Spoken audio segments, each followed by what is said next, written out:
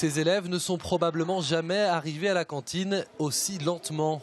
Accompagnés par la maîtresse, première difficulté, arriver à s'asseoir.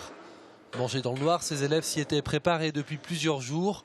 Mais une fois plongés dans l'obscurité, les premières difficultés commencent. Difficile, des fois je cherche avec ma fourchette. Se servir avec le pichet d'eau. J'arrive pas trop à sentir l'assiette. En fait, j'ai mis des brocolis sur mes lunettes. Et oui, pas facile d'adopter les réflexes des non-voyants. Mais petit à petit, avec la vue en moins, les autres sens viennent en renfort, naturellement, chez les enfants, mais aussi chez les plus grands. Quand on est en classe, c'est surtout la vue, on les repère vite.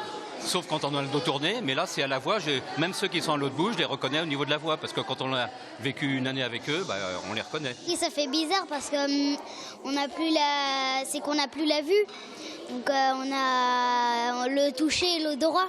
Un exercice bien sûr pour sensibiliser ces jeunes qui côtoient dans leur école d'autres enfants de leur âge malvoyants. L'objectif, favoriser les échanges, surtout hors de la classe. Ça peut les rapprocher et même qu'ils se rapprochent aussi dans la cour et qu'il y ait une vraie intégration et un vrai échange entre eux. C'était une action forte pour qu'ils aient une marque, je dirais, à vie. C'est pas une activité qu'on a l'habitude de faire et j'espère qu'ils s'en souviendront et surtout pourquoi ils ont fait ça. Un repas unique qui ne laissera pas indifférent, avec un des 5 sens en moins pendant quelques dizaines de minutes. Ici, on espère faire germer une qualité parfois mise un peu de côté, la tolérance.